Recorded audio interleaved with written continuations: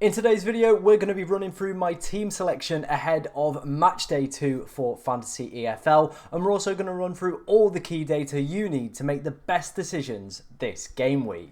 Now, before we dive into today's video, if you want to see more Fantasy EFL content on the channel, be sure to like, comment, and subscribe so I know to produce plenty more videos for your entertainment. First off, let's start off with game week 1. As you can see, we had a splendid week just outside the top 4K, very decent rank, and there are a few players definitely to thank for that one, and the data we obviously selected in last week's video has massively helped us with that one. Luke Molyneux being the standout player, picking up 19 points, the second highest scoring player in the game. He was my Sammy Schmodic's replacement as well. I announced it on Twitter. Super proud of this one. Obviously, the data did suggest he was going to have a good week. It paid off very well, so I'm happy with that one.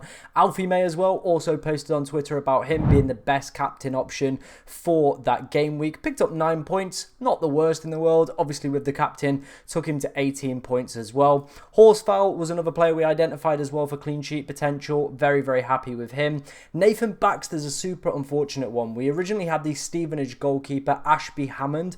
However, he wasn't in the lineup and I couldn't find the other goalkeeper that they had in. They did go on to keep clean sheet as well, so we could have had a couple more points as well, which probably would have broached us into the top 4,000s. Unfortunately, Leeds did let us down with a 3-3 draw. Obviously didn't pick up a clean sheet point or a win point for the team. And also as well, Matteo Joseph missing a big chance and Firpo not really looking too great. But overall, I can't complain. It's a great start to the game. Hopefully we can build on that. So let's go and take a look at some data to build a pretty strong team for game week 2. Starting off with team data first, let's take a look at projected goals. Obviously, this is all coming from Odds Checker. I've put all this together. And like I said, if you do want to see more of these, be sure to like, comment, and subscribe because we'll definitely produce more YouTube videos. But over on Twitter, I am posting daily about Fantasy EFL as well. So projected goals for this week, the top teams are Burnley, Coventry, Bradford, Doncaster, Port Vale, and probably throwing Notts County into the mix. But realistically, we're looking at those top two because they are clear by a country mile, Burnley and Coventry, and definitely two teams I would be looking to target from an attacking standpoint as well because they've also got good clean sheet data, high percentage chance of a win as well this week. Also as well, I would be looking at some of their attackers as we'll come on to look at with my team selection as well. Bradford, very good team, plenty of attacking options for them. Andy Cook being the standout option up front, so he could be a great pickup with good projected goals as well. Doncaster flew last week with a 4-1 win against Accrington. They're away at Newport this week. Again, could be a great team to potentially go and target. And then one of my kind of standout picks a little bit further down for the projected goals is Mansfield. Really good home form last season. Burton have been leaking goals so far this campaign, and Sheffield United as well with some pretty decent projected goals over the course of game week 2. Moving on to clean sheet data. Obviously, again, this is where we're going to be looking for our teams and defensive assets as well. We have Burnley, Huddersfield, Bristol, and Swansea as the main kind of teams. As you can see, though, Coventry and Burnley both back in this list. Same with Sheffield United. So if you were looking to back a team this week, those are three pretty strong contenders to go for. But realistically, I think the double up or potentially even triple up of Burnley assets is on. They've got the highest percentage chance of a win, highest percentage chance of a clean sheet, and the most projected goals over this week. To me, that spells a recipe for success. So we're going to be looking at the Burnley assets to potentially double up or maybe even triple up as well. Interestingly, I think what we can do here is use the Huddersfield, Bristol and Swansea players for defensive. Well, obviously they're teams that I don't think a lot of people are going to be looking at this week, but will have very good chances of clean sheet as we can see with the data here. Obviously Leeds down the bottom as well, so if you are fancying going for them, they are probably going to win most games this season as well with them being a top contender. But if you are looking for some of those differential kind of picks and teams to target for them from the defensive standpoint, I definitely think Huddersfield, Bristol and Swansea are the three teams to go for. Moving on to individual player data, this is the anytime goal scoring percentages. As we can see, Andy Cook top of this list. If you don't know who he is, get to know. The man is a League 2 bagsman and with a close to 50% chance of scoring at any time, definitely worth some consideration. Alfie May up there as well, so if you want a nice easy pick, that you know is going to play a full 90 minutes and is on penalties as well. Alfie May expected to do quite well. Birmingham were not up there as one of the top teams for projected goals this week, but again, if anybody is going to score for that side, you would imagine it would be Alfie May. As you can see, we've got a few Burnley players kind of scattered in here. However, the ones that are in here didn't feature in their game week 1 game, and I think it was Lyle Foster who played up front for them on Monday night. He doesn't feature inside this this top bracket, but definitely worth some consideration if he is starting, because you would imagine with them being one of the top teams for probability of scoring, that it's definitely worth banking on some of their attackers as well. Johnson Clark-Harris for Rotherham as well, high percentage chance for him. He'll be taking penalties. And as we saw, there's some other Bradford players, Tyler Smith and Callum Cavigan.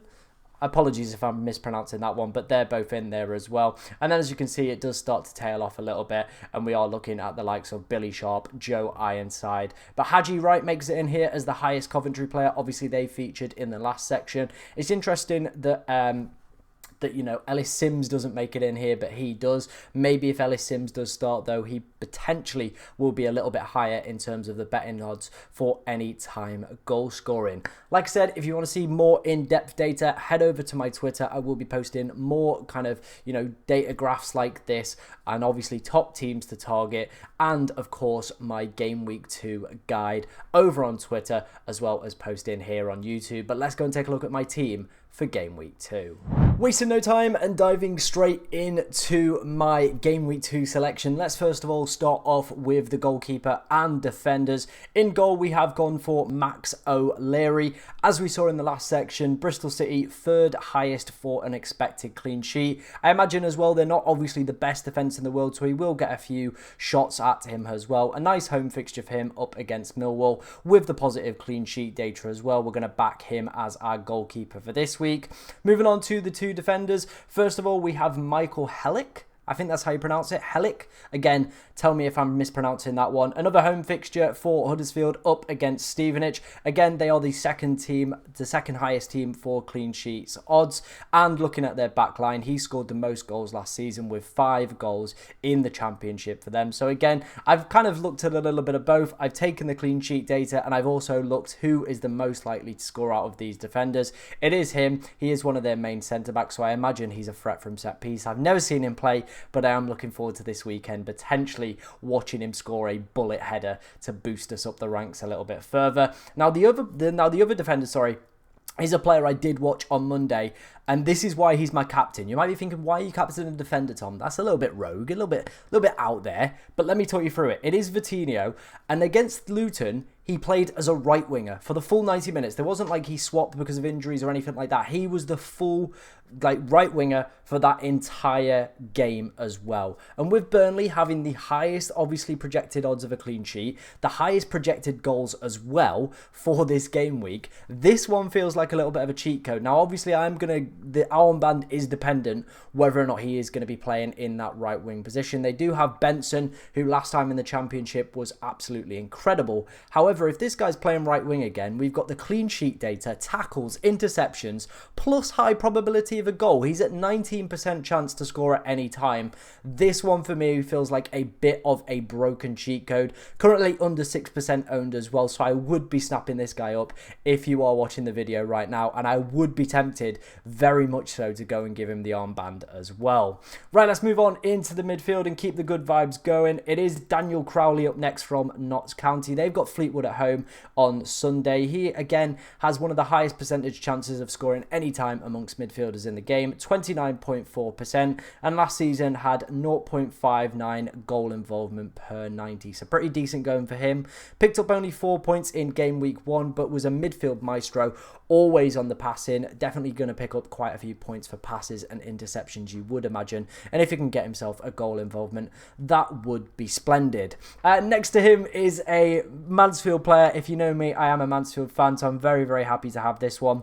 It is Davis, Kelly Dunn. I wasn't really expecting to have any Mansfield players in the team, but looking at the data, it also backs up, you know, the logic. Mansfield were in there as one of the highest teams for projected goals for this game week as well. 1.39 predicted for them. Also, he's on all our free kicks, all our corners as well. There's always that threat with Aidan Flint being your centre-back. And last season, he had 0.80 goal involvement per 90 and has the highest percentage chance of scoring any time, not only in the Mansfield game, but across all midfielders for game week 2. So this one, I think if Vitinho isn't playing at right wing, I'm very, very tempted to stick it on him. Being a Mansfield fan as well, that would be, you know, very, very nice, but it also could be bittersweet if he does fail to disappoint. So he's going to be another one that is super low owned.